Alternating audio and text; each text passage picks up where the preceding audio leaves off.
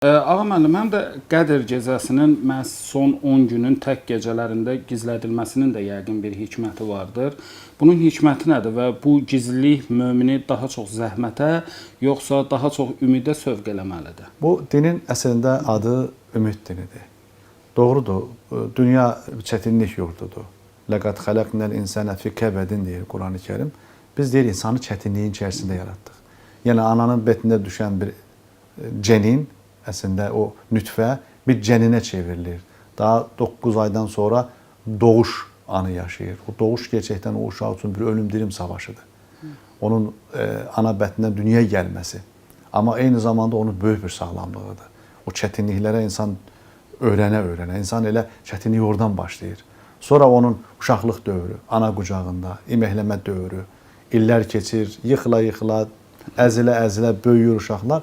Biraz böyümüşdür, məktəbdəki belə deyək, elmin yükü ilə yüklənəcək, daha sonra tələb olacaq, daha sonra valideyn olacaq. Beləcə yükü insanın artır, mənəvi məsuliyyətləri çoxalır. Odur ki, bu dünya içərisində gerçək mənada səadət yoxdur. Amma zəhmət çoxdur. İnsan o zəhməti rəhmətə çevirə bilir. Bu baxımdan ifadə elədiyiniz kimi, burada bir ümid mi var? Əlbəttə ki, İslam dini ümid dinidir. Nə qədər insan günahlara girsə də, nə qədər xatalara, qüsurlara, o qüsurların bataqlığına düşsə belə, uca yaradan kitabında bir yerdə söylür ki, قُلْ لِبَادِيَ الَّذ۪ينَ أَسْرَفُوا عَلَى أَنْفُسِهِمْ لَا تَقْنَطُوا مِنْ رَحْمَةِ اللّٰهِ اِنَّ اللّٰهَ يَغْفِرُ الذُّنُوبَ جَمِيعًا. Allah-u Teala o günahın hər cür növünə düşmüş, hər cür xətalarla, hər cür o günah bataqlığında özünü, ruhunu kirləndirmiş insana bir xitabı var. Deyir, qullarım deyir. Baxın, Allah onlara qəddar, zalimlar, filanlar xitabını eləmir. Məhz onlara qullarım deyir. Deyir, Allahın rəhmətindən ümidimizi üzməyin. Ona görə bu din bir ümid dinidir. İnsan o ümid bürçlərini daim qüvvətli etməlidir. Və buradan isə işin bir tərəfi var. Bəli, Ramazan ayının bu son 10 günün içərisində Qədir gecəsini axtaracaq. Bu ümidin içərisində axtaracaq. Qədir əslində 610-cu ildə Qurani Kərimin ilk olaraq Peyğəmbərimiz Aleyhisselatü Vesselam'ın qəlbinə endirildiyi andır. Yəni Quranın doğum ilini, doğum gününü, doğum anını yaşamağın adı Qədər gecəsi, o hikmət gecəsi, o nurlu gecənin 1000 aydan daha fəzilətli olan, bu da hardasa 83 il 4 ay eləyir.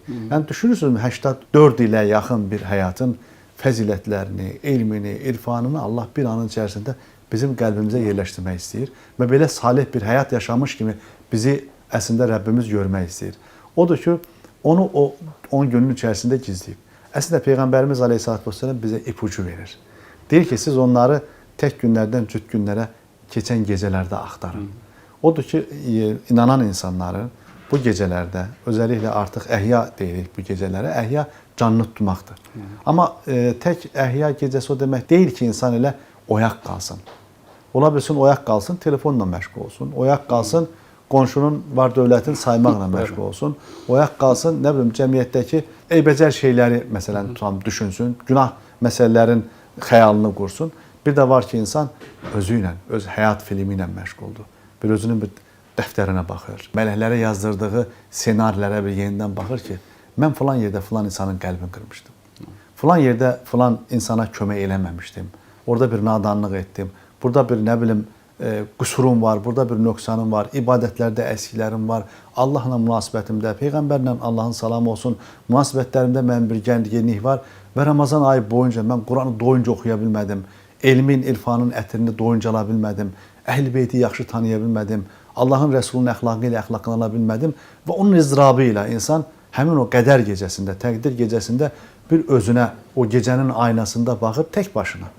İstiğfarı ilə, tövbəsi ilə, zikri ilə, həmdi ilə, sənası ilə insan öz insanlıq dünyasını yenidən inşaya başlayır.